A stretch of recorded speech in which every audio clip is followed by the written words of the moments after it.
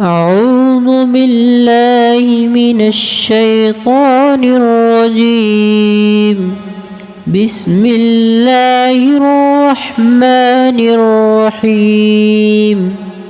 القارعة ما القارعة وما أدراك ما القارعة يوم يكون الناس كالفراش المبثوث وتكون الجبال كالعهن المنفوش فأما من ثقلت موازينه فهو في عيشة راضية وأما من خفت موازينه فأمه هاوية وما أدراك ما هي نار حامية.